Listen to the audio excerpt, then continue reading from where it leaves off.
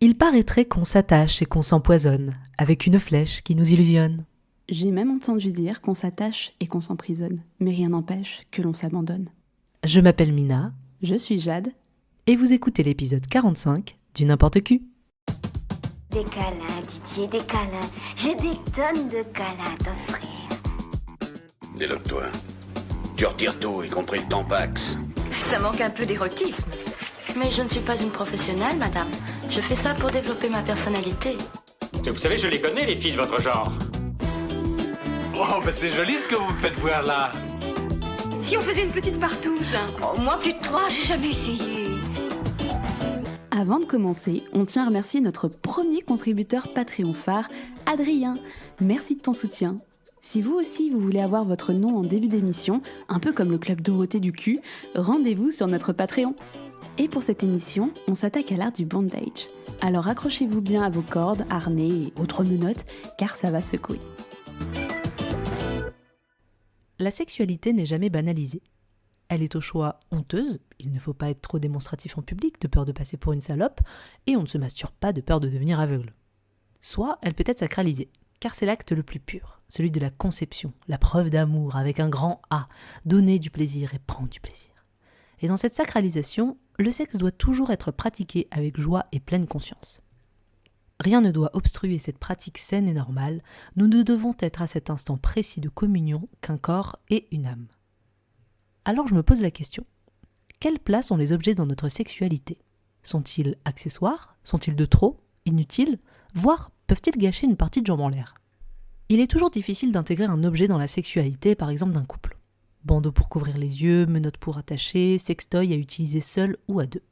Ces objets sont bien souvent perçus comme un aveu d'échec. La presse féminine vante les mérites des petits fouets ou des plugs lorsqu'il s'agit de pimenter la vie sexuelle d'un couple ou pour remplacer un partenaire lorsque vous êtes célibataire.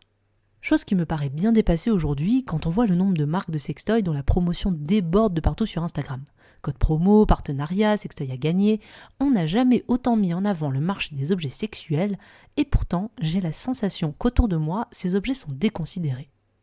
Beaucoup d'hommes sont mal à l'aise avec l'idée d'intégrer un sextoy dans leur couple. Et j'ai même eu des difficultés par moi-même dans mes relations à proposer quelques accessoires. Parce que j'avais peur de la réaction en face, peur de choquer, de paraître bête ou de suggérer l'idée que en fait je me ferais chier avec juste nos corps et qu'il me faudrait plus. Alors je milite pour une réhabilitation des objets dans le cul.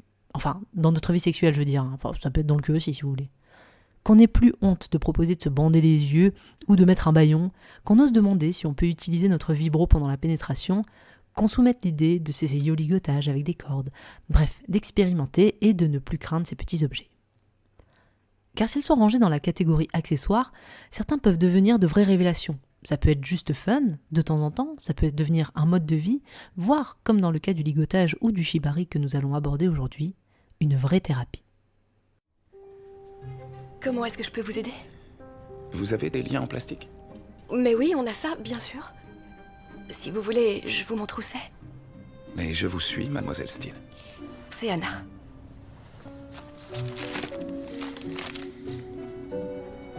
Autre chose ? Du ruban adhésif. Vous faites des rénovations ? Non. Nous l'avons en 2 largeurs, soit 5, soit 2. Mais un bricoleur qui se respecte ne peut pas se permettre de ne pas avoir les deux. Bien sûr, c'est la base. Et les vrais connaisseurs se font rares de nos jours. Et vous désirez autre chose ? Oui. 5 mètres de corde. Vous faites ça bien ? Vous étiez scout ? Non, les activités de groupe en règle générale, c'est pas mon truc. Alors c'est quoi votre truc ? Je dirais bouquiner. Voilà. Du ruban adhésif, des attaches plastiques, 5 mètres de corde. Vous êtes le parfait serial killer. Pas aujourd'hui. Avant de commencer cette émission, dis-moi Jade, quel est ton rapport au bondage ? Alors de manière criminelle, nulle, heureusement, et j'espère que ça va continuer comme ça. De manière sexuelle, également nulle.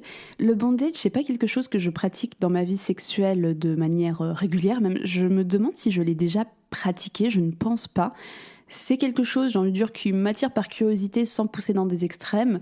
Mais pour le moment, c'est pas dans mes priorités que d'essayer de me menotter les mains. Si me menotter, c'est plutôt rigolo, quoi. Mais de m'attacher complètement le corps au plafond, suspendu par les pieds. Et toi donc ? Bah, c'est quasi nul aussi de manière criminelle. Et puis de manière personnelle, je n'ai jamais pratiqué de bandage dans ma vie sexuelle. Alors que, en revanche, moi j'ai toujours regardé beaucoup de porno avec du bondage, mais du bondage un peu soft. C'est-à-dire que je tapais pas bondage, je tapais tied up. Voilà, pour tied menotté, un truc un peu comme ça. Ça veut dire un petit peu, c'est du genre, t'es un tout petit peu attaché, mais c'est pas poussé dans des extrêmes comme le bondage, quoi, c'est exactement. ça ? D'accord, donc je regardais vraiment beaucoup sur le porno, c'est vraiment un de mes tags favoris, pour être honnête. Mais dans ma vie perso, c'est pareil, je l'ai jamais pratiqué, alors que je pense que c'est quelque chose qui me plairait plutôt bien. Bon, en même temps, il faut du matos, tu vois. Enfin, ça a déjà un coût si tu veux vraiment du bon matos en cuir, etc. Bon, on va en parler plus tard dans l'émission, mais ça a un coût. Faut aussi, ça dépend à quel point tu veux l'expérimenter. Si tu veux le faire de manière totalement corporelle, faut un gros harnais. Un gros harnais, ça coûte des sous. Si tu veux te faire suspendre au plafond, ça coûte des sous. Et si t'es pas propriétaire, bonjour les emmerdes.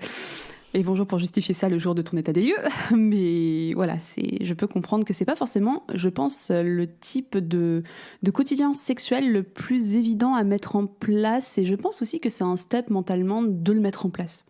Oui, puis il faut avoir une personne avec toi qui soit dans le même délire. C'est pas forcément évident. Je sais pas, moi je vois beaucoup de gens qui vont souvent dans des soirées BDSM, libertines, pour vraiment pratiquer ce genre de choses, et tu vois, pas avec des gens de confiance, pas avec des gens qui se connaissent, peut-être dans des environnements, tu vois, je pense qu'ils sont beaucoup plus cadrés, beaucoup plus sains, où tu sais qu'il va pas se passer, que c'est régulé, que t'es surveillé, s'il se passe quoi que ce soit, tu peux, voilà, je pense réagir, et voilà, ça se passera pas comme ça. Mais tu vois, j'ai toujours trouvé ça un petit peu paradoxal de se dire que le bondage, c'était quelque chose qu'on pratiquait avec des personnes de confiance, et que j'ai l'impression que souvent c'est très pratiqué dans des circonstances, des clubs, des choses comme ça, avec des personnes que tu connais pas forcément. Même moi, des potes, tu vois, qui ont fait des plans Tinder et qui allaient avec des gens qui étaient un peu kinky comme ça, bondage et tout ça, mais sans aucun souci, sans les avoir jamais rencontrés, sans jamais avoir couché avec. J'ai l'impression que ça met en place une sorte de complicité à travers le bondage. Je saurais pas trop comment justifier. Ouais, peut-être. Après, peut-être le fait d'être dans un club, tu sais déjà que tu fais partie d'une communauté un petit peu safe qui respecte certains codes liés à ça. Donc, c'est peut-être pour ça. Mais je sais pas. Ouais. Après, moi, je me dis, il faut être équipé aussi. Tu vois, en dehors d'acheter des cordes, des liens ou quoi que ce soit d'autre. Tu vois, ne serait-ce que s'accrocher les mains. Genre, moi, j'ai pas de lit à barreaux. Et du coup, je peux pas le faire. Et tu le fais en radiateur, pas en hiver parce que sinon ça va chauffer très fort. Ah, c'est moins confortable aussi le radiateur, t'as le cul par terre et c'est tout froid. Ou sinon, tu sais, t'as le balcon, si t'as un balcon à fer forgé, tu peux l'attacher à ton balcon, après faut que t'assumes. C'est vrai, ça me fait penser à une vidéo de Léo et Lulu. Ah oui. Mais pour revenir un petit peu à l'émission, on va donc parler de bondage, pas forcément de BDSM, donc le BDSM qui couvre bien des pratiques, dont le bondage, mais nous, on va vraiment se concentrer sur l'art de ligoter des gens et de se retrouver plus ou moins prisonnier corporellement de bien des manières. Donc voilà, nous on va parler de bondage en tant que pratique sexuelle qui va regrouper tout ce qui permet de contraindre le corps dans ses mouvements. Donc on va avoir l'usage de plusieurs accessoires qu'on va détailler dans la suite de l'émission. Comme tu précisais, Jade, c'est effectivement une pratique sexuelle qui se range plutôt du côté du BDSM. D'ailleurs, BDSM, la première lettre, c'est B pour bondage. C'est donc une pratique qui va exiger une communication importante, comme toutes les autres pratiques BDSM, donc avec l'usage de safe word, d'aftercare, où la communication est extrêmement importante, comme de toute manière dans tout acte sexuel. Et on va passer à notre première catégorie, qui est le bondage, dans tout ce qu'on peut voir en tant que représentation sur les tubes, les différentes manières de le pratiquer, les différents accessoires pour le pratiquer. Est-ce que tu veux commencer, Mina, avec ce que tu as vu de manière un petit peu générale, toi, de ton côté ? Alors, écoutez, c'est la première fois que je tapais littéralement bondage sur mon moteur de recherche Pornhub, et j'avoue que c'est un premier avis plutôt négatif, en tout cas le premier regard que j'ai posé sur les premières vignettes. C'est des choses très hardcore, avec majoritairement des chaînes spécialisées dans le sadomasochisme, avec des chaînes comme Sex and Submission, Dungeon Sex, Kinks, vous savez, cette fameuse chaîne qui commence toutes ses vidéos avec une vue sur un sombre château. Et en fait, j'ai pas de vidéo particulière à montrer, expliquer avec un scénario, un univers, un personnage, parce que, je sais pas, c'est peut-être toi ton cas, Jade, mais moi, c'est plutôt des vidéos de BDSM classiques et on va pas perdre notre temps à développer un univers. Donc la vidéo commence avec, bam, une fille qui est déjà enchaînée ou ligotée. Et on va avoir un enchaînement de scènes et d'actions où l'homme va la fesser, la masturber et la pénétrer. Donc on est vraiment sur des vidéos de... Là, je parle vraiment des chaînes spécialisées BDSM qui sont plus des chaînes de type occidental, américaine. C'est des vidéos surtout avec un budget accessoire assez important. On va avoir par contre... beaucoup de structures qui vont permettre d'accrocher les personnes. Alors je cite un petit peu comme ça, tu vois, vite fait, mais je suis tombée sur pas mal de croix de Saint-André. Coucou 50 Shades of Grey.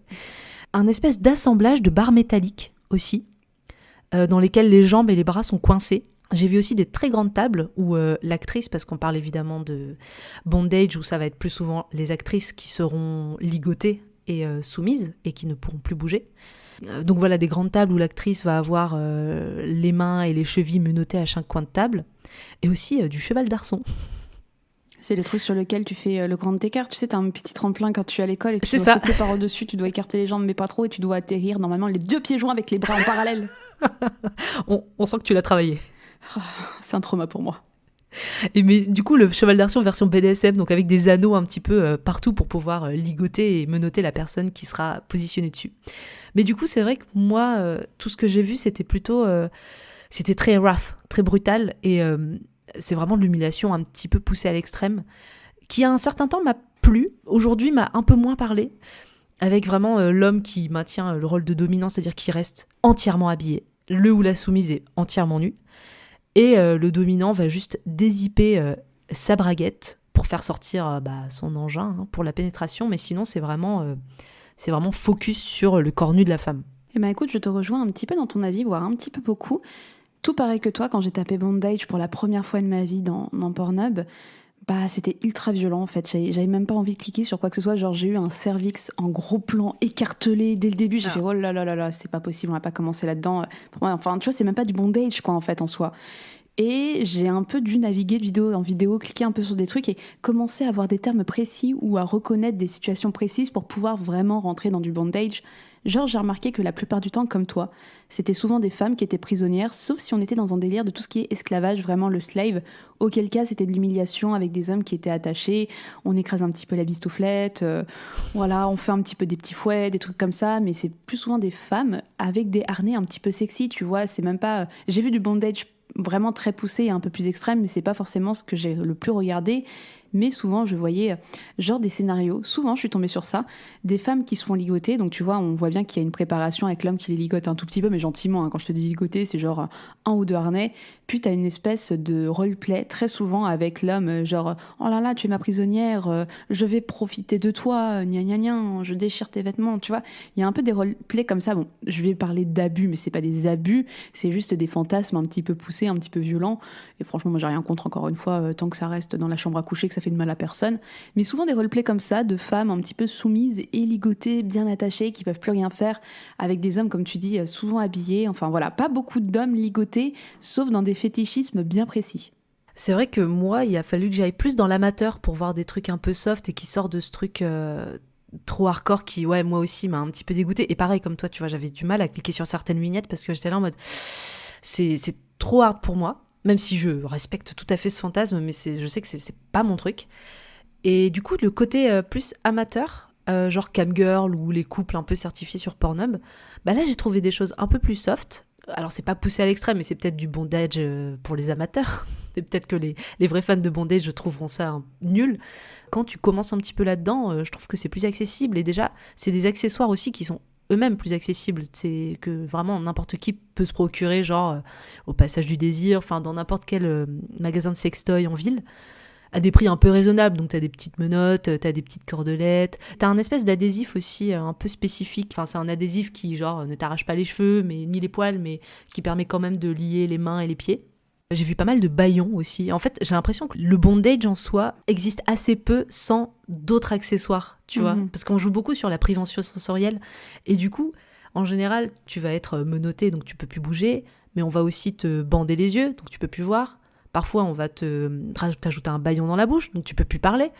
T'as vraiment ce truc de privation sensorielle. Le bondage est toujours accompagné, dans la plupart des vidéos que j'ai vues, d'autres accessoires pour pousser le jeu un petit peu plus au max.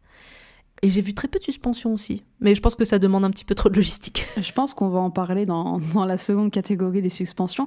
Mais tout pareil que toi, en fait, j'ai remarqué qu'il y avait beaucoup de yeux bandés. Et tu vois, limite, c'est ça qui m'a le plus excitée. Parce que quand je suis allée comme toi vers l'amateur, donc un petit peu moins hardos de tout ce qu'on pouvait voir quand on tape bondage directement d'entrée de jeu, C'est des harnais en plus, tu vois, vraiment des harnais. J'en ai repéré en fait, pour vous raconter ma vie intime. J'en ai repéré, c'est au Clara Morgan Store. Ils ont une nouvelle collection de harnais qu'ils ont sorti il y a pas longtemps et je les trouve sublimes, même pour porter tous les jours. Et il y en avait, je m'étais dit, mais je comprends pas à quoi ça sert en fait et tout ça. Et ben ces vidéos m'ont expliqué. Genre, tu vois, le harnais où t'as une sorte de corde entre les deux mains, tu vois, c'est pas des menottes serrées, c'est des menottes un peu élargies. Et quand je les ai vues en action, je fais ah, mais dis donc, ça m'a l'air pas mal. Mais vraiment, en fait, j'ai vu pas mal de vidéos qui m'ont servi un petit peu de guide dans plein de questions que je me posais où je me suis dit, ok, ça me tente, vraiment. Bon, pas hard, suspendu au plafond par les pieds, mais vraiment, il y a des choses qui m'ont tenté, il y a des choses qui m'ont beaucoup plu. Et je trouve que, moi, le truc de la privation sensorielle, surtout les yeux bandés, ça m'a bien turn on. Franchement, j'ai fait... j'aime bien ça de manière générale, mais là, j'ai fait... t'es vraiment limité pour le coup et tu sais pas ce qui va se passer, t'es vraiment dépendant de quelqu'un. Bon, quelqu'un de confiant, je vous le souhaite si vous pratiquez ce genre de choses, mais vraiment, moi, c'est quelque chose qui m'attire vraiment quand je vois ça, de manière vraiment peu hardcore. Et je pense que plus t'es habitué, plus tu vas commencer par, je sais pas, te lier les mains et les pieds ou te lier plus ou moins le corps dans des positions, plus tu vas pouvoir être à l'aise. Et aussi, je pense qu'il faut de la pratique pour vraiment se sentir confortable dans ce genre de pratique sexuelle. Et aussi, j'ai remarqué, je pense que t'as dû remarquer la même chose, Jade, c'est qu'il y a quasiment tout le temps un sextoy. Oui, une wand. Souvent, c'est une wand, c'est la femme, elle est attachée. Alors, ce qui m'intéresse, c'est que ouais, on en parlera surtout pour le shibari après, mais c'est vrai qu'il y a des rapports sexuels un petit peu rough, mais souvent c'est plus, j'ai pas envie de dire de la torture, mais c'est, vous allez avoir le partenaire, le ou la partenaire, parce qu'il y a aussi des femmes bien entendu, qui va un petit peu titiller l'attaché souvent, et eux, avec une wand, avec un sextoy, ou même des guilis, des tickles. Beaucoup de tickles. Ouais. Et aussi, j'ai vu quelques vidéos avec des hommes, mais attention, pour une fois, je n'ai pas dû aller sur le Pornhub gay pour en trouver. J'ai vraiment trouvé plusieurs vidéos de couples amateurs qui font pas mal de vidéos sur Pornhub, où tu vas avoir l'homme qui est menotté sur une chaise et qui se fait sucer jusqu'à l'éjaculation. Un petit peu dans le sens inverse que tu viens d'expliquer, de couple avec une femme qui est menottée, ligotée sur un lit et où on va un petit peu la torturer entre guillemets, c'est-à-dire on va faire marcher le vibro, on va le baisser la puissance, on va réaugmenter, enfin voilà ce truc de... faire monter et durer le plaisir. Et j'ai vu la même chose pas mal avec des hommes. Donc tout de suite, on rentre forcément dans une côté un petit peu plus femme-d'homme, female domination. Mais franchement, c'était très excitant. Et j'ai une dernière catégorie pour toi, Mina, qui rentre dans la catégorie bondage. Et je ne m'y attendais pas, mais je suis contente de pouvoir te la présenter si tu ne la connais pas. Sais-tu ce qu'est le pony play ? Alors, je pense que je vois. Est-ce que c'est comme le dog play ? Oui, c'est ça. Mais tu es attaché comme un cheval pour tirer des charrettes ou des choses comme ça. Et tu as non. Ah, tu connaissais pas ? Ah non, genre tirer des charrettes, sérieux ? Ah oui, mais bien sûr. Mais je t'invite à voir. Alors, la première rencontre que j'ai eue avec le pony play s'est passée il y a 10-15 ans, je dirais. C'était les époques de What the Cut d'Antoine Daniel. Ah. Et justement, il avait fait une vidéo sur le pony play. Ça a été ma première entrée dans le monde du bondage, malgré moi. Mais une vidéo qui est très drôle. Je vous invite à la regarder. Enfin, le YouTube Game d'il y a 10 ans est vraiment très, très cool.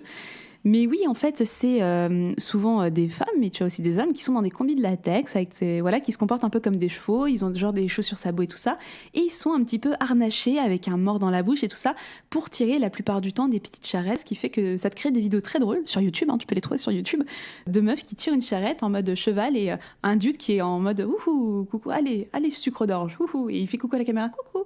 Je fais « Ah oui, d'accord ». Enfin voilà, et c'est une forme de bondage également, mais poussée au roleplay, et je trouve ça super intéressant. Et il n'y a pas d'acte sexuel, du coup ? Sur Pornhub, si, mais tu peux trouver des choses sans acte sexuel sur YouTube.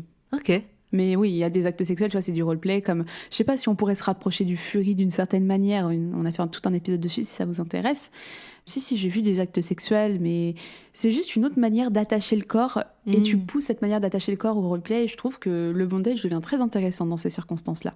Maintenant, on va passer à la deuxième catégorie, qui est une catégorie un peu plus, j'allais dire hardcore, mais en tout cas, je sais pas, mais qui va pousser le bouchon un petit peu plus loin, avec le full bondage, donc le bondage en entier sur le corps, et ce qu'on appelle la mummification. Jade, est-ce que tu veux en parler un peu plus en détail ? Oh oui, avec plaisir. Mais tu vois, tu trouves ça un peu plus extrême, je trouve pas ça aussi extrême, d'une certaine manière, parce que je trouve que ce qu'on a vu juste avant, on était vachement dans des rapports de domination hétérosexuelle, avec mettre le corps de manière sexy, on était dans quelque chose de plutôt banal, et quand tu allais dans les extrêmes, je trouvais ça très douloureux en fait. Juste à regarder la vidéo, je trouvais ça très douloureux. Autant, le full body, je trouve pas ça douloureux, j'ai juste l'impression de voir des gens qui vivent leur truc à fond, mais sans faire de mal à personne. J'ai l'impression d'avoir moins ce rapport de douleur. Je vais commencer par parler de tout ce qui est vacuum bed. Donc vacuum en anglais, ça veut dire aspirateur, et bed, ça veut dire lit. Donc le lit aspirateur. Eh bien en fait, vous prenez un être vivant, homme, femme, ou non-binaire. Vous l'allongez sur une sorte de lit en plastique. Enfin, pas en plastique, je sais pas si c'est un peu des lits d'hôtel, mais voilà, un lit sur lequel vous allez avoir une couverture un peu plastifiée et vous allez aspirer tout l'air qui est entre cette couverture plastifiée et le lit, sachant que vous avez la personne entre les deux. C'est un peu comme quand vous devez déménager et que vous avez votre couette ou votre oreiller que ça prend de la place dans la valise. Donc vous le mettez dans la poche en plastique, vous mettez la bouche de l'aspirateur et ça aspire tout l'air. Et du coup, ça pèse beaucoup moins lourd et ça fait que ça prend moins de place. Vous faites ça avec un être vivant. Et sachant que l'être vivant, voilà, il a quand même une source d'air. Souvent, il respire avec une petite paille ou des choses comme ça, un petit tuyau, une petite paille. Enfin voilà, c'est 100% sécurisé. Tout ce qu'on va vous décrire, c'est 100% sécurisé. C'est bien montré dans les vidéos. Mais ça fait que vous vous retrouvez complètement plastifié sous vide, quoi, en fait. Et tu sais quoi ? J'ai un peu envie d'essayer. Pas sexuellement, mais juste pour l'expérience. En fait, moi, c'est pour ça que j'ai dit hardcore, parce qu'en fait, j'ai l'impression, même si je sais que c'est des pratiques qui sont pratiquées dans des conditions de sécurité très particulières et tout, qu'il y a des codes, enfin voilà, que c'est réglementé. Mais moi, quand je vois ça, j'ai peur, en fait. Et j'ai peur pour la vie de la personne, vraiment. C'est pour ça que je dis hardcore, parce que j'ai l'impression que c'est des pratiques qui sont dangereuses, et ça l'est d'une certaine manière, parce que si tu ne permets pas assez bien de faire respirer la personne, ça peut mal tourner. Après, en général, c'est plutôt bien réglementé, et les gens qui pratiquent ça régulièrement s'y connaissent. Quand tu dis tester, pas de manière sexuelle, je peux comprendre dans le sens, l'aspect un peu compression, de contrôle de la respiration, ça marche aussi avec le breastplay, en fait, on rentre un petit peu dans ces jeux-là. Pour l'expérience, je pourrais tester, mais je pense que ça m'effraie tellement, j'aurais tellement peur d'étouffer que je m'arrêterais bien avant. Ouais, je sais pas, moi j'avais déjà lu un hentai, en fait, un petit peu dans cet esprit-là. En fait, ce qui fait kinker les gens dans ce genre de pratique, c'est vraiment d'avoir le corps complètement, mais vous pouvez plus rien faire, vous pouvez un tout petit peu bouger, vous avez vraiment une mobilité qui est extrêmement réduite, voire quasi nulle. Et ça me rappelle un hentai que j'ai lu, où une fille se fait avaler par un serpent, et elle kiffe. Je sais que ça paraît très bizarre comme ça, mais ça me rappelle vraiment très clairement ça. Bon, à la fin, elle meurt, un spoiler. Mais voilà, ça a été... Non, c'est vrai, je déconne pas. Mais du coup, non, mais c'était mignon. Enfin bref, c'est du hentai. Et ouais, c'est vrai que c'est très particulier, mais en fait, tu vois, tu parles de cette notion de danger, et j'ai envie de te dire, cette notion de danger, je sais pas, moi je l'ai aussi quand, par exemple, tu vas faire un pas d'attraction. Tu sais, tu te retrouves dans des conditions, tu sais qu'elles sont contrôlées, tu sais que c'est bien encadré, tu sais que t'es avec des personnes qui ont essayé ça, que ça te met pas en danger, mais normalement, t'es pas censé faire ce genre de choses avec ton corps dans un parc d'attraction, aller hyper vite, les pieds suspendus dans le vide et tout ça. Je compare un peu ça au roller coaster où je me dis, ça va, c'est juste, t'es sous vide et t'es avec quelqu'un, enfin tu vois, t'as tout le temps des gens, si t'es en confiance, il y a pas de souci. J'arrive pas à avoir cette notion de danger assez étrangement, sauf pour une vidéo dont on parlera plus tard, mais j'arrive pas à avoir cette notion de danger. J'ai plutôt une notion de confort quand je vois ça. Ah ouais, carrément. Non, mais pourquoi pas ? Franchement, ça me surprend pas, et je peux comprendre si vraiment je fais l'effort de me placer de l'autre côté.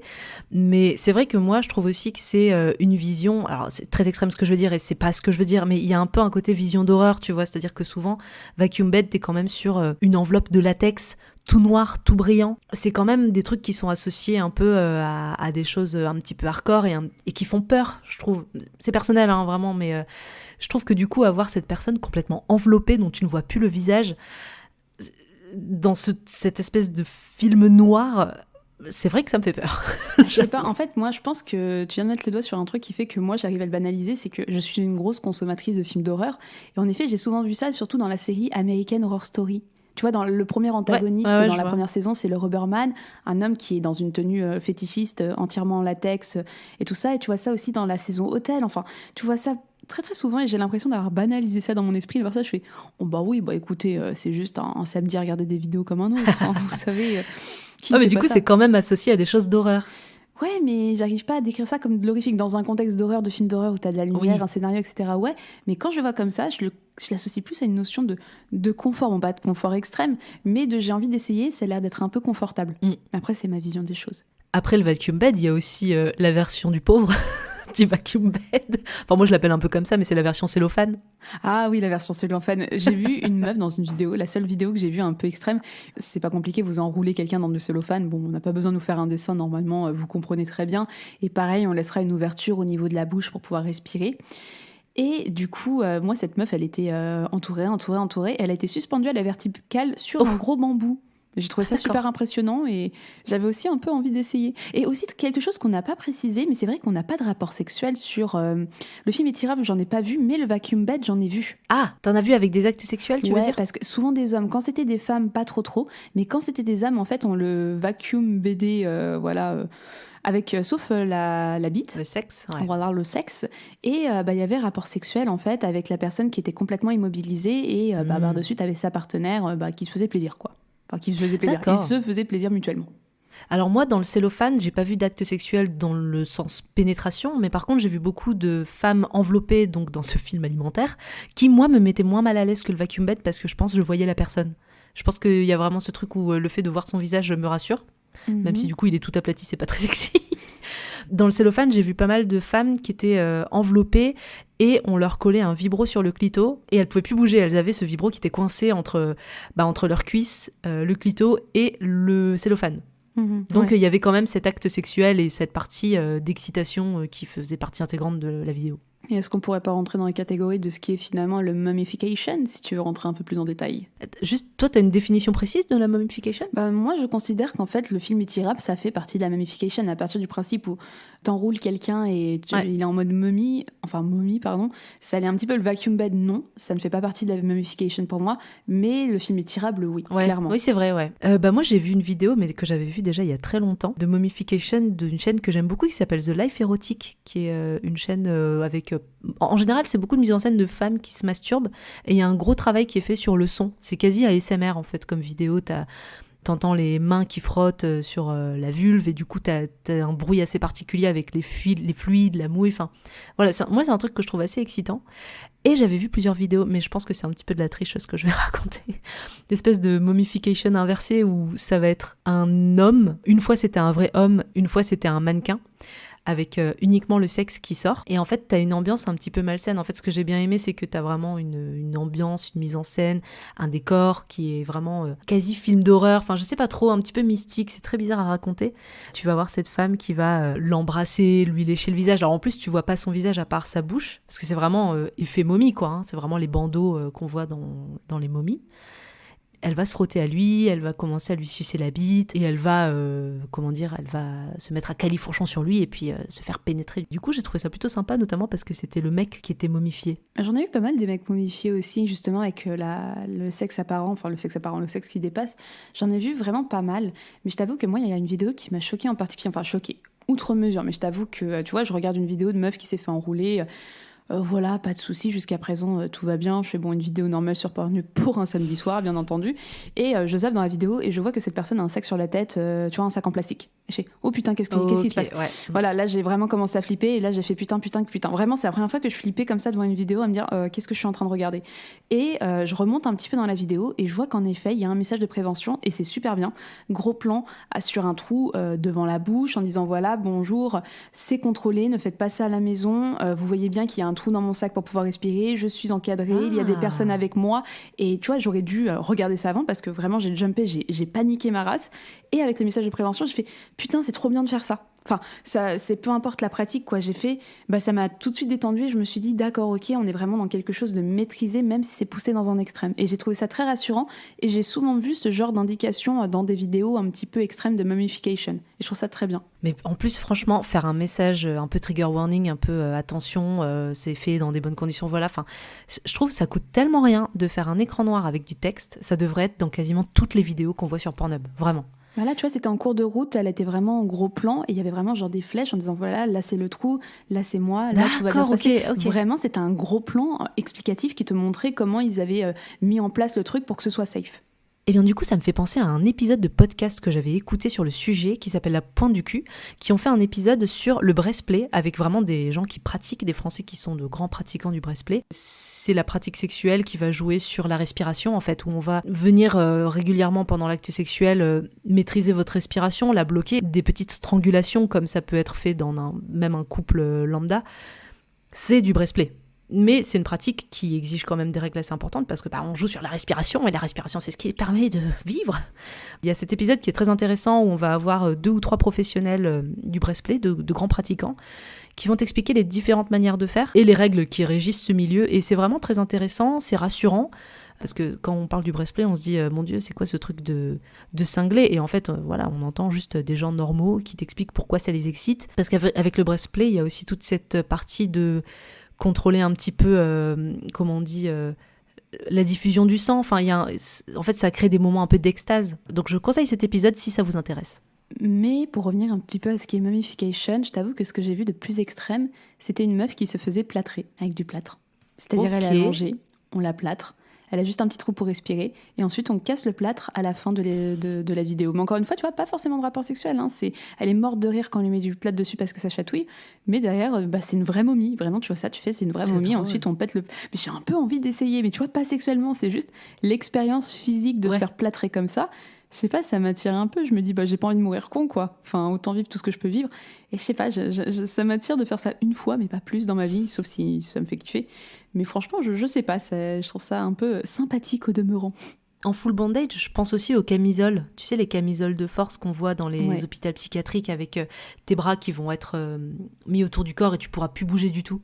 Oui, ça, j'ai un peu moins envie d'essayer. Alors moi, j'avoue, j'ai vu 2-3 vidéos, c'était plutôt pas mal, mais j'en avais déjà parlé dans l'épisode sur le médical, enfin tout l'univers de la médecine, où voilà, on va jouer en plus, là on aura plus de scénarios, hôpital psychiatrique, abus de médecin, ou une nymphomane, enfin voilà, ça va être des choses un peu plus comme ça. Et dernière chose que j'ai vue, moi de mon côté, que j'ai trouvé pas mal en full bandage, c'était un acteur que j'aime beaucoup en plus, qui s'appelle Tommy Pistol, qui est assez spécialisé dans les vidéos BDSM. En général, il a toujours le rôle de dominant, et dans cette vidéo, en fait, il va être scotché, mais tout son corps va être scotché sur un mur, sauf sa bite et sa bouche et son nez pour qu'il puisse respirer. Mais genre, il a les yeux bandés et il a vraiment l'entièreté du reste du corps qui est scotché au mur.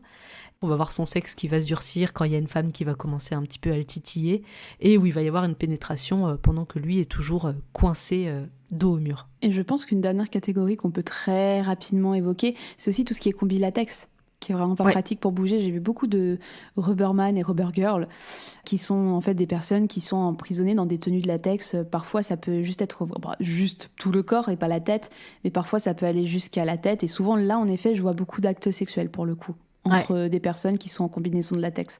Donc c'est vrai que ça doit limiter pas mal le mouvement, ça limite pas autant que toutes les pratiques qu'on vient de vous décrire, mais ça rentre quand même dans cette catégorie, je pense, de t'es quand même bien limité dans tes mouvements, et je pense qu'en plus la matière doit ajouter un petit truc comme le cuir ou ce genre de choses, mais la matière ajoute un petit côté kinky pour ceux et celles qui le pratiquent. Et maintenant on passe au shibari. Ah oui, le shibari, ça je suis tellement contente. Tu sais, en fait c'est très paradoxal le porno japonais, dans le sens où j'ai toujours l'impression que c'est eux qui font les trucs les plus chelous et extrêmes. Et là, pour une fois, je vois le shibari, je me dis waouh, c'est tellement classe, c'est vraiment distingué, c'est vraiment trop bien. Enfin, alors qu'est-ce que le shibari ? C'est une pratique qui diffère du bondage tel qu'on peut le connaître, c'est-à-dire juste attacher des gens avec des cordes ou du scotch assez grossièrement.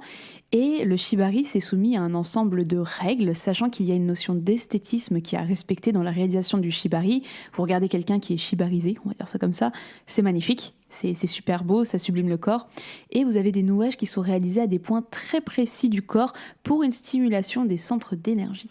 Mais c'est trop beau. En fait, là, on rentre vraiment dans une catégorie qui est plus du côté de l'artistique que de la pornographie pure et dure. Après, quand tu tapes shibari sur Pornhub, t'as tous les niveaux. T'as le niveau flemmard, avec 2 cordes qui vont juste mettre en avant la poitrine.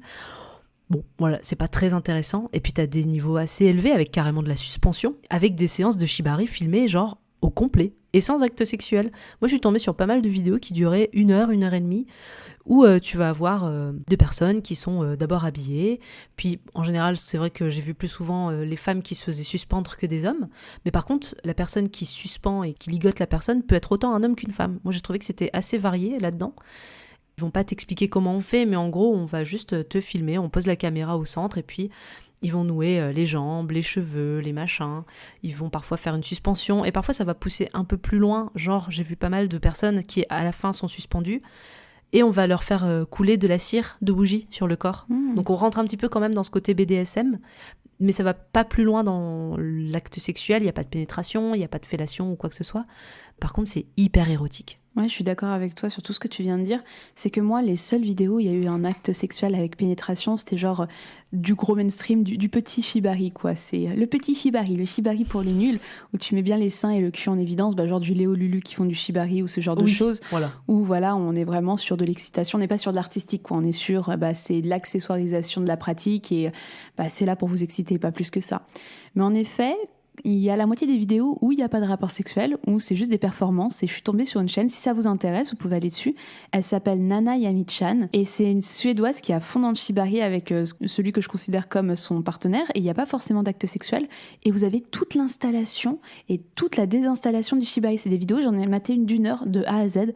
Et vraiment, si vous les voyez en train de mettre en place, la meuf, elle se fait suspendre au plafond. Surtout que ça ne dure pas très longtemps. En fait, les actes de suspension, etc., c'est vraiment très rapide parce que justement, sinon, je crois que c'est dangereux pour le corps si je me trompe pas. Enfin, faut pas laisser ça trop serré. Donc les actes de shibari sont pas non plus pendant des plombes et des plombes et des plombes. C'est juste installation. On fait profiter la personne qui est ligotée et c'est vraiment du plaisir de la personne qui fait cette pratique. Et ensuite on enlève. Et je trouve ça super intéressant et fascinant de voir que finalement le temps d'installation et de désinstallation est bien plus long que le moment où tu profites et sans forcément avoir d'actes sexuels ou de stimulation extérieure avec un sextoy. Après, limite, c'est des vidéos que je préférerais presque voir sur YouTube, tu vois. C'est compliqué s'il y a du nu. Ouais, c'est compliqué s'il y a du nu, mais c'est vrai que c'est pas du tout de la pornographie, mais c'est juste très très beau à regarder, c'est très apaisant, je trouve, en plus, parce que tu vois que c'est deux personnes qui sont... En général, c'est très silencieux, une séance de shibari, ou bien ils se chuchotent des choses, mais il y a pas... Voilà, ils parlent pas à voix haute pour dire fais ci, fais ça, fais ci, fais ça, enfin, c'est très doux. C'est très très doux et t'as vraiment des positions qui sont magnifiques. Et moi j'aime beaucoup quand on va attacher aussi, on va essayer d'accrocher les cheveux, tu sais, on va un petit peu prendre la touffe de cheveux pour la... Enfin du coup ça met en valeur la nuque. Moi vraiment je trouve que c'est un art qui est vraiment très très beau. Et si on va sur de l'acte sexuel, moi j'ai remarqué quand même qu'il y avait de la stimulation avec des wands, des petits sextoys, des choses comme ça, plutôt de la stimulation clitoridienne et aussi ce qui m'a fait kiffer, du humping sur les cordes. Alors voilà, vous pouvez attacher les cordes de manière à ce que ça rentre un petit peu dans... entre les lèvres, quoi, entre les lèvres du vagin, si c'est une femme qui est attachée, et vous pouvez voir la femme qui se frotte un petit peu. Enfin, je trouve ça très excitant. J'aime beaucoup. Et là, c'est plus le porno japonais. Enfin, moi, j'ai l'impression que tous ces trucs shibari plus acte sexuel, c'était vraiment dans le japonais, avec pas mal de gangbang aussi. Non, j'ai vu les deux, moi, personnellement. Pas que du japonais. Ouais, okay. Le japonais, c'est vraiment ça couine trop. Tu connais mon avis, si vous me m'écoutez depuis longtemps, ça couine trop. Mais j'ai pas trop été côté Japon parce que justement, je savais que ça allait pousser dans des extrêmes et je voulais vraiment rester d'un point de vue un peu occidental. Après, j'ai vu que souvent, ceux qui shibariser les gens, c'était souvent des personnes d'origine asiatique. Enfin, j'ai souvent vu, je ne vais pas catégoriser dans tout ce qui est ethnie, mais j'ai souvent vu que c'était des personnes d'origine asiatique. Donc je m'étais dit, bon, ça suffit. J'ai l'impression de voir quelque chose d'assez typique. Oui. Et finalement, de ne pas avoir à aller côté Japon où ça couine, où ça va vraiment dans des extrêmes, où je ne pourrais même pas dire, comme je ne connais pas cet art, je ne pourrais même pas dire si c'est vraiment respecté ou pas. Je ne pourrais pas dire non plus. Par contre, j'ai trouvé pas mal de tutoriels aussi. Tu vois, genre comment ligoter une bite aussi, parce qu'on n'a pas parlé d'hommes, mais moi j'ai vu quand même quelques hommes se faire ligoter, et notamment un petit moyen d'exciter l'homme en ligotant la bite, et notamment en faisant comme un anneau, hein, tu sais, les trucs qui permettent de maintenir... Les cock rings, voilà, qui te permettent d'avoir une comment on appelle ça ? Une érection plus longue ? Voilà, une érection plus longue. Et j'ai vu aussi des gens très talentueux, par exemple je vais citer Julia Softdom, qui nous montre en tutoriel en 3 minutes comment se créer un strap-on avec des cordes. Elle a un dildo et elle va créer une espèce de culotte qui va maintenir au niveau de son entrejambe le dildo. Mais ça a l'air genre de bien tenir, tu vois, pour pouvoir faire du strap-on. Mais ça, je me suis posé la question, tu vois, les cock rings, j'en ai déjà utilisé dans ma vie sexuelle. Je me suis demandé, est-ce qu'on peut le considérer comme du bondage ou pas ? Parce que tu vois, je trouve que c'est trop mainstream pour en être, mais en même temps, je fais, ça rentre dans les cordes. Si je regarde la définition, c'est juste que t'en serres le pénis dans un anneau plus ou moins serré, ça peut aller plus ou moins loin. Comme, bon, on n'est pas sur le niveau d'une cage à pénis, hein, on n'en a pas parlé non plus, mais c'est un autre extrême de bondage. Mais tu vois, je me suis demandé, est-ce que finalement, le cock ring, c'est pas un petit niveau de bondage, quoi ? Oui, je pense que ça peut rentrer dans cette catégorie-là, parce qu'après, est-ce que ça reste... Oui, ça restera un peu... Non, si, pour moi, c'est du bondage. Et tu le disais aussi, mais c'est vrai que pour moi, la cage à pénis, c'est complètement du bondage. Oui, c'est vrai qu'on n'y pense pas forcément dans un premier temps. J'en ai vu davantage sur le Pornhub gay, en fait, de ce genre de pratique, que sur le Pornhub régulier, hétérosexuel, où c'est plutôt on est sur des pratiques de domination et esclavage, mais en fait, je sais pas si je pourrais en voir dans d'autres circonstances que ça. Tu vois, j'ai l'impression de voir ce genre de pratique sur des hommes, mais il faut vraiment qu'on soit dans un roleplay de maîtresse et esclave, et j'ai pas l'impression d'en voir dans une sorte de sexualité un peu plus, entre guillemets, lambda, pour ce que ça veut dire. Petite pause de 2 minutes. Si tu es toujours là, ça veut dire que ce contenu te plaît. Alors si tu veux soutenir le N'importe Q, n'hésite pas à faire un tour sur notre Patreon. Le premier palier commence à 2,50€ et va jusqu'à 10€. Tu as le droit à plusieurs contreparties, comme par exemple une newsletter mensuelle incroyable, des cartes postales de qualité ou la participation à une super loterie extraordinaire. Alors si tu veux nous soutenir sur Patreon, le lien est dans la bio. Retour à l'épisode. Et on va passer à la partie plus profonde de cette émission et on va commencer par vous faire un rapide petit historique du bondage, sachant que quand même, on tient à le préciser, c'est compliqué de savoir qui a été le premier ligoté sexuel dans l'histoire. En fait, ça va être surtout de l'interprétation dans la représentation de ce qui nous a amené à pratiquer le bondage de manière sexuelle aujourd'hui. On a plusieurs éléments dans l'histoire qui ont participé à ce qu'est la culture et la pratique du bondage aujourd'hui, mais vous allez pas avoir genre en 800 avant moins Jésus-Christ, justement, il y a eu un Égyptien, il s'est suspendu par les clés, on a appelé ça le bondage.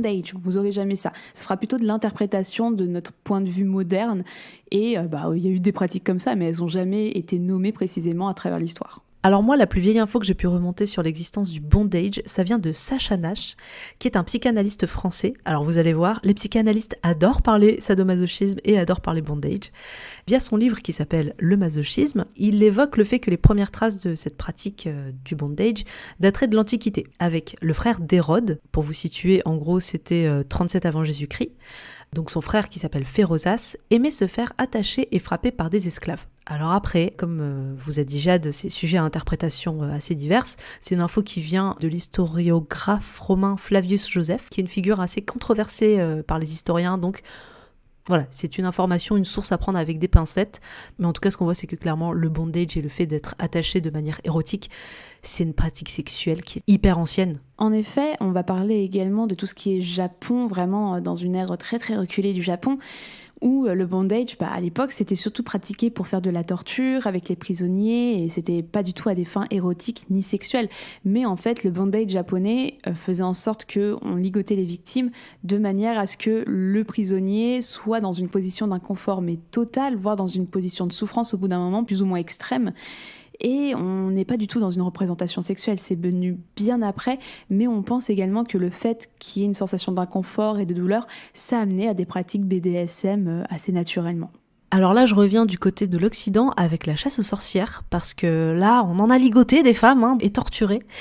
Et je vais citer Roland Villeneuve avec son livre qui s'appelle Les procès de sorcellerie, qui, je cite, dit que cette chasse a été un recours à d'étonnants procédés de recherche de preuves qui mêlent l'érotisme le plus morbide au sadisme le plus raffiné. Et c'est vrai que quand on y pense, la chasse aux sorcières, c'était quand même déjà majoritairement des femmes qui étaient accusées de sorcellerie, et c'est des femmes qu'on va sexualiser au possible. On leur reproche d'avoir couché avec le diable, ce sont souvent des femmes sans enfants, sans hommes, bref, des putains. On va les dénuder pour chercher sur tout leur corps la moindre trace, la moindre marque du diable. Et l'image qu'on a des sorcières, c'est la femme ligotée au bûcher. Et les représentations notamment artistiques qu'on a de ça, les peintures, les gravures, l'histoire du bondage, elle est extrêmement reliée à l'histoire de l'art, parce qu'en fait, toutes les représentations de femmes, et notamment là du coup des sorcières au bûcher, c'est des dessins assez érotiques des femmes qui sont ligotées. C'est dans une œuvre qu'a publiée Roland Villeneuve, justement, qui est une espèce de recueil avec plein d'images, de gravures de cette époque-là, qui s'appelle Le Musée des Supplices, qui a été publié en 1982, où vous avez totalement plein d'exemples d'érotisation, en fait, de la torture, de la mise à mort, des supplices. Et c'est assez particulier, tu vois, j'en ai regardé, j'ai fait waouh.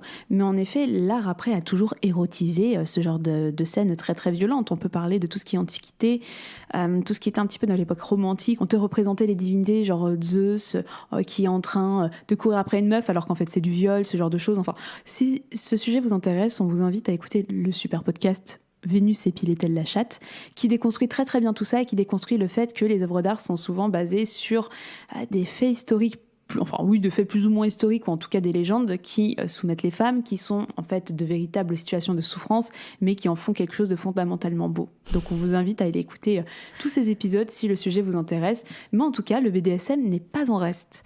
Et si on continue dans le domaine de la torture, on peut également attribuer tout un pan de la culture BDSM aux ceintures de chasteté, aux camisoles de force, aux menottes de galériens et à la cage à forme humaine, la fameuse Vierge de Nuremberg, qui ont été parodiées avec le temps et retranscrites en jeux sexuels aujourd'hui, dont le bondage fait partie. On peut également dire qu'au XVIIe siècle, le port des corsets était un peu un élément qui était associé au bondage. Et c'était un élément qui était avant tout porté par des femmes, qui laissaient des traces sur le corps, ça a été prouvé de multiples fois aujourd'hui.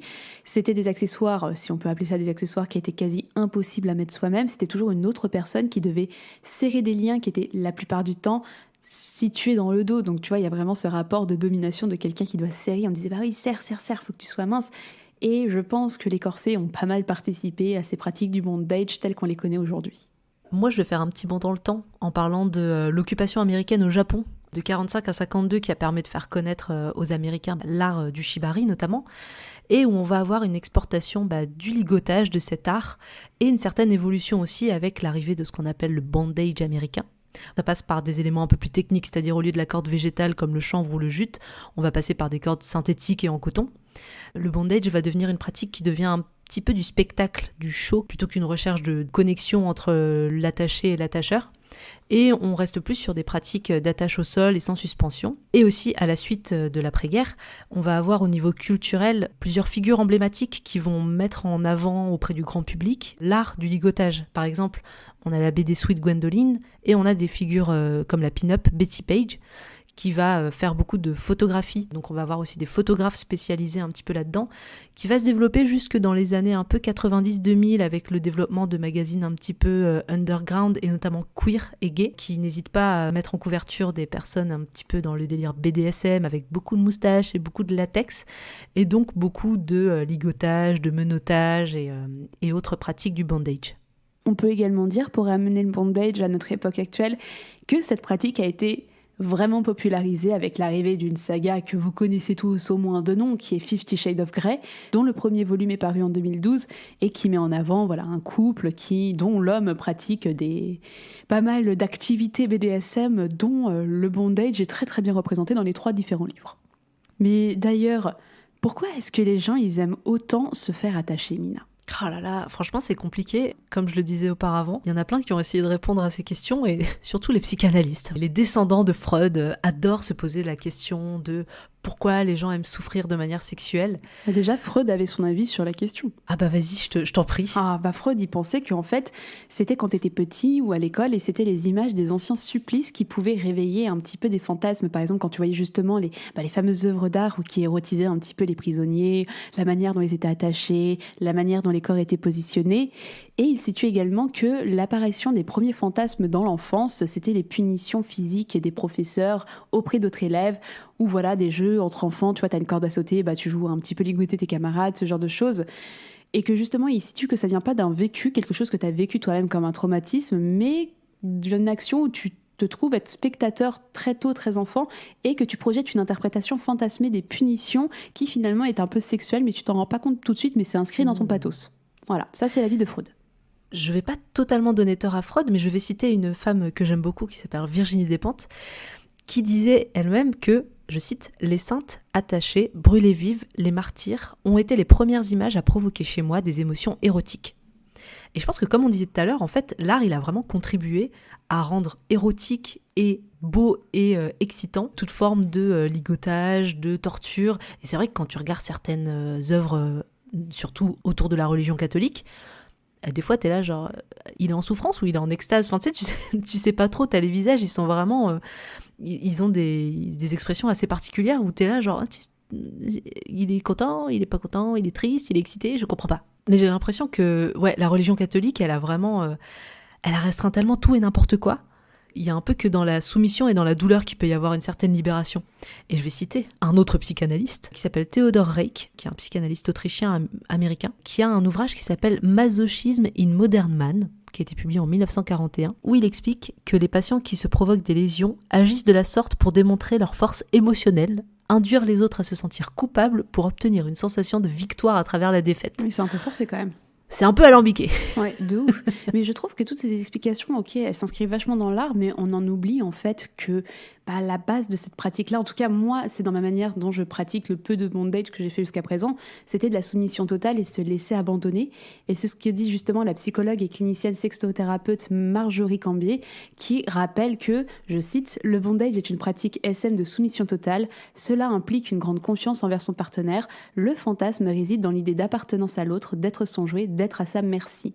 Et je trouve que c'est la définition la plus simple et finalement la plus moderne qu'on peut avoir sans forcément aller dans de l'analyse de l'art, de l'analyse dans le pathos de l'enfance, ce genre de choses, et de revenir sur quelque chose de très simple qui est que, oui, être indisposé physiquement, ça veut dire s'abandonner à quelqu'un, et c'est pas forcément être dans la souffrance ni la douleur. Et puis c'est pas une mauvaise chose en plus, moi je suis complètement d'accord avec cette définition, mais de toute façon on revient toujours aux mêmes questions, les gens qui pratiquent le bondage, la soumission, la domination, on a toujours l'impression qu'ils ont des problèmes de l'enfance à régler, alors qu'en vrai, non, pas forcément.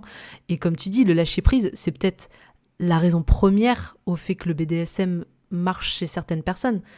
Il y a vraiment ce truc où t'abandonnes complètement ton corps à l'autre, tu t'abandonnes ton esprit aussi, tu vois, je sais pas, quand t'es en suspension. Moi, j'en ai jamais fait du shibari, par exemple, mais j'ai l'impression que les quelques personnes qui m'ont expliqué ce que c'était, les quelques interviews que j'ai vues, les quelques témoignages que j'ai pu lire sur Internet, il y a vraiment ce truc où les gens ont la sensation de pouvoir se libérer de tout ce qui fait que tous les jours, en fait, ils doivent se maîtriser au quotidien. Et je pense notamment à une vidéo que j'avais beaucoup aimée de Mademoiselle, il y a quelques années déjà, avec Marion Séclin et Camille Laurent. Elles avaient fait un atelier à Paris avec des professionnels du shibari, et elles avaient eu quelques suspensions aussi.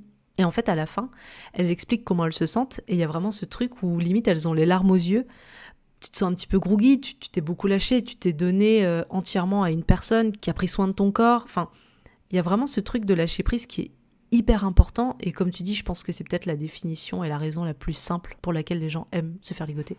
C'est ça, parce que moi j'ai toujours cette impression que dans l'interprétation psychanalyste, on est dans quelque chose qui a un rapport à la douleur, et c'est pour ça que cette définition me parle particulièrement. Et je voudrais terminer justement sur une dernière interprétation métaphorique qui est souvent revenue dans mes recherches. C'est une comparaison à Ulysse de l'Odyssée et la partie avec le chant des sirènes. Donc pour rappel, on est Ulysse avec ses poteaux, ils essaient de rentrer à Ithaque chez lui. Et sur le chemin, Ulysse, ils arrivent dans un endroit où il y a des sirènes, et les sirènes, faut pas les écouter parce que sinon ça vous précipite dans la mort, elles vont vous manger, tout ça, tout ça. Et Ulysse, qu'est-ce qu'il fait ?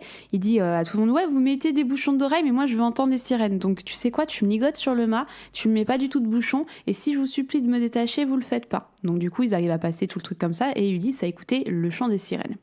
Et justement, Michel Foucault, célèbre psychanalyste, a analysé cette scène de l'Odyssée, je cite, « Vaincre tout désir par une ruse qui se fait violence à elle-même, souffrir toute souffrance en demeurant au seuil de l'abîme attirant, et se retrouver finalement au-delà du champ, comme si on avait traversé vivant la mort, mais pour la restituer dans un langage second. » Suite à quoi l'écrivain Pascal Guignard ajoutera, et je trouve ça très beau, « Il faut être attaché pour qu'elle n'attache pas, il faut s'attacher pour se défaire de l'attachement. » Et je trouve cette comparaison très belle, de me dire que oui, en fait, le chant des sirènes, c'est totalement ça, c'est, ok, il y a une notion de souffrance, mais tu as cette notion, tu t'abandonnes totalement à quelque chose qui te dépasse complètement, qui pourrait t'attirer dans un abîme qui est limite dangereux, comme certaines pratiques, mais que finalement, c'est pratiqué dans de bonnes conditions, c'est que ça passe. Et pour terminer, on peut quand même venir à une conclusion que certains trouveront peut-être scandaleux, mais finalement, l'art du ligotage et du bondage aujourd'hui, c'est pas qu'une pratique sexuelle. Non, clairement, parce qu'aujourd'hui, on a des ateliers qui peuvent se faire un peu partout en France, où tu peux faire une séance d'1 heure de ligotage de shibari, sans pour autant que ça conclue vers un acte sexuel avec la personne. Et tu as aussi des performances qui ont lieu, où tu as vraiment des scènes avec un public, et une séance de shibari qui va avoir lieu devant vous. Alors c'est vrai que je parle beaucoup de shibari parce que je pense que dans le côté un petit peu performance artistique, c'est vraiment celui que je vois en premier. Mais du coup, aujourd'hui, tu as vraiment cet aspect artistique qui prend un petit peu le dessus par rapport à l'aspect sexuel au niveau du shibari. Je sais pas ce que t'en penses. Si, je suis totalement d'accord avec toi, mais tu vois, moi, shibari, on va vraiment parler d'art à part entière. Moi, j'ai essayé de trouver des informations sur le BDSM de manière générale, et je suis tombée sur une interview de la sexologue Claire Alquier, qui définit le BDSM comme pouvant être en fait tout un art de vivre dans le couple. Et je trouve sa vision très intéressante, l'interview est vraiment hyper complète. Et en gros, elle explique que c'est une question d'enjeu de pouvoir au quotidien entre des partenaires qui sont consentants, c'est vraiment des jeux de s'abandonner à l'autre, pas forcément dans un contexte sexuel. Et on n'est pas forcément même dans un contexte même érotique, mais on est dans une définition des limites au sein du couple, en les repoussant un peu, en étant dans des choses sexuelles, en s'abandonnant à son partenaire.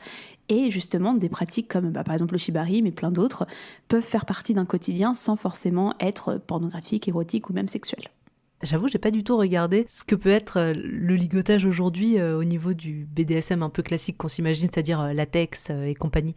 Après, il y a aussi toute cette partie artistique qu'on va avoir qui n'est pas fait pour s'exciter dessus, mais par exemple tout ce qui est photographie un petit peu autour du BDSM. C'est un truc qui a toujours existé pendant très longtemps. Il y a toujours eu des gens très spécialisés, des photographes, hommes ou femmes, toujours spécialisés sur les personnes qui sont ligotées, qui sont enveloppées dans une combinaison complète de latex. Et c'est quelque chose qu'on peut même trouver dans des expositions. Alors, je vais citer New York parce que c'est vraiment le truc que j'imagine très underground, très new-yorkais, mais qui fait partie de l'art sans être pour autant quelque chose sur lequel tu es censé t'exciter après. Et moi, mon dernier rapport au bondage, justement, et tu vois, je cherchais dans la culture, mais j'ai fait, mais je suis con. Il y a un truc que je kiffe, c'est la mode et la tendance des harnais. Je suis désolée, mais j'ai plein de potes qui portent des harnais. Et c'est quelque chose qui est de plus en plus répandu, surtout ces dernières années où vous voyez des femmes porter des harnais aux cuisses, des harnais à la taille, des harnais pour souligner la poitrine. Et c'est pas sexuel, et même des chokers, et c'est pas sexuel pour un sou. Oui, c'est vrai, les chokers, carrément. Et je porte des chokers que depuis mon collège, meuf. Et je m'en étais jamais rendu compte. Je m'en suis rappelé en faisant cette émission, mais tu vois, genre des chokers, j'ai jamais considéré ça comme sexuel. Je l'ai considéré comme sexuel qu'une fois que j'ai découvert le bondage et le BDSM. Ouais. Mais tu vois, je pense par exemple au harnais dans un des clips vidéo, t'en vois partout. Je pense à Kill This Love de Blackpink, où on peut voir les membres de la formation avec des harnais aux cuisses, à la taille, au cou, comme des accessoires de mode.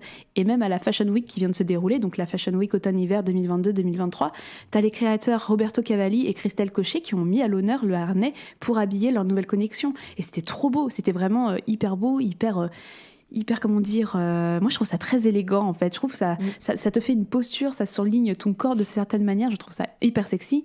Et même si on va plus loin, le choker, comme je le disais, sera le coup en tissu ou en petit plastique de merde, mais sinon en cuir hyper classe, avec ou sans boucle aussi, parce que vous pouvez juste avoir juste la petite lanière de cuir autour du cou, mais vous pouvez aussi avoir la boucle qui va avec. Tu vois, pas plus tard qu'il y a 1 ou 2 mois, j'ai une copine du boulot qui aime beaucoup ça aussi. Elle m'a envoyé plein de liens pour pouvoir en acheter, parce que t'as des boutiques spécialisées qui sont ouvertes. J'ai trop envie d'en acheter un. Et je pensais également dans la musique, très très con, mais dans le milieu drag, je vois souvent des harnais. J'écoutais le dernier album de RuPaul, Mamaru, qui est sorti en janvier 2022. Et qu'est-ce qu'elle exhibe sur la couverture ? Elle exhibe un choker énorme, bleu azur, en cuir, avec une boucle de soumission. Je fais, c'est hyper classe. Dis donc, c'est super beau. Donc pour moi, tu vois, j'arrive à voir ces accessoires également comme des accessoires de mode, et pas forcément comme des accessoires érotiques ou sexuels. Mais avec tout ça, Mina, est-ce que ça t'a excité ? Alors oui, sauf que toutes les catégories ne m'ont pas excitée, c'est-à-dire que Vacuum Bed, vraiment, c'est un no-go, je peux pas, ça m'angoisse trop, j'ai peur de mourir, j'ai peur de voir la personne mourir. Donc il y a des choses un peu trop à l'extrême, entre guillemets, que j'aime pas totalement. Je suis pas très fan du full bondage et de la mummification. Par contre, tout ce qui va être un petit peu... Bon, Shibari, forcément, je trouve ça magnifique, moi j'adore. Ce qui va être un petit peu plus bondage soft, comme on a expliqué les couples amateurs ou les camgirls, ça, j'aime beaucoup. En fait, je me suis rendu compte que c'est une catégorie que je regardais de manière très simple et que je considérais même pas forcément comme du bondage, mais qui pourtant en est totalement. Et c'est vraiment quelque chose que j'aime beaucoup, ce côté on te restreint et en fait, tu n'as plus qu'à prendre du plaisir. C'est ça aussi que j'aime bien dans le bondage, c'est qu'on va voir beaucoup de femmes qui sont ligotées, qui peuvent plus bouger, qui sont contraintes de leurs mouvements et qu'en fait, elles n'ont pas d'autre choix que de kiffer ce qu'on leur fait.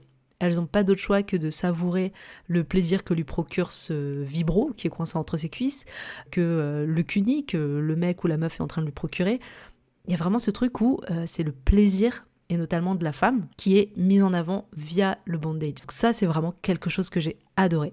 Par contre, c'est vrai que j'ai eu énormément de mal avec les vidéos très américaines, très occidentales et très BDSM pur et dur, où t'as juste la femme qui est ligotée sur une table, en train de se faire ramoner, pénétrer avec un god de manière hyper violente, et t'es là genre... c'est personnel, mais j'ai même l'impression qu'elle prend pas de plaisir en fait, à part simuler des cris, un peu d'excitation.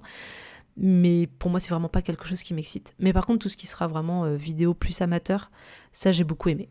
Et toi, Jade, est-ce que ça t'a excité ? Partiellement, ouais. Après, le bondage, c'était vraiment pas une pratique que j'avais dans ma ligne de mire. Mais je t'avoue qu'en fait, j'étais contente, surtout en première partie d'émission, au-delà des trucs hyper hardcore, de voir en fait de l'utilisation d'harnais, en fait, de voir de l'utilisation d'accessoires qui me sont accessibles si j'ai envie d'en acheter, et de voir qu'en fait, il y a plein de choses, il y a plein de manières de pratiquer le bondage dont j'ignorais en fait de manière plus ou moins poussée. Et j'ai bien aimé, ça me donne des idées, ça me donne des envies. Excitée, je sais pas encore, je pense que pour être excitée, il faudrait que je les essaie. Je t'avoue que j'étais quand même assez déçue de voir qu'on est toujours dans de la soumission... de femmes, hein. Encore une fois, les hommes, à part quand on est dans un gros délire d'esclavage, il y en a pas. Et tu vois, pourtant les femmes, quand elles sont soumises, elles sont pas dans un délire d'esclavagisme. Tu vois, on est dans du roleplay, plein de choses. Mais je trouve ça dommage que, messieurs, vous ne soyez pas représentés à votre juste kink sur les tubes pornographiques.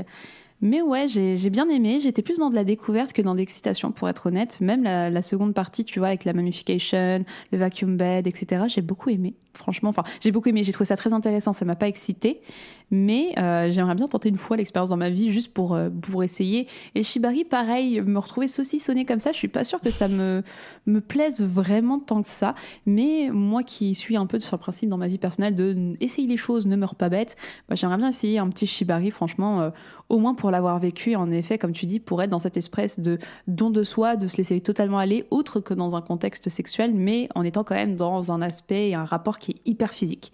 Donc ouais, franchement, Bondage, j'ai découvert plein de choses. Je suis trop contente d'avoir fait cette émission parce que je comprends un petit peu mieux le pourquoi du comment et surtout, j'ai découvert tellement de choses hyper passionnantes. Et ouais, franchement, j'espère qu'on pourra explorer dans l'avenir, plus ou moins proche, plein de pratiques BDSM qui pourront élargir nos horizons. Et les vôtres peut-être. Merci de nous avoir écoutés. On espère que cet épisode vous a donné envie de vous retrouver saucissonné et suspendu au plafond. Si vous avez aimé cet épisode, vous pouvez nous soutenir en mettant 5 étoiles sur Apple Podcast et Spotify. Pour en savoir plus, vous trouverez toutes les références de l'émission dans la description de l'épisode. Si vous écoutez régulièrement le N'importe Q et que vous voulez nous soutenir, le lien de notre Patreon est en bio. Rendez-vous sur notre Insta @n'importeq pour être au courant des prochaines émissions. Et d'ici là, on se dit à dans 2 semaines. Allez, ciao! Daniel, Julien, la route est longue, hein? Bon voyage, Maurice. Nous préférons rester ici. On va s'en donner à cœur joie. Salut, je vais me faire bourrer toute la journée, j'ai trouvé la queue qu'il me faut. Peut-être est-ce que vous la trouverez vous aussi. Hey, ciao.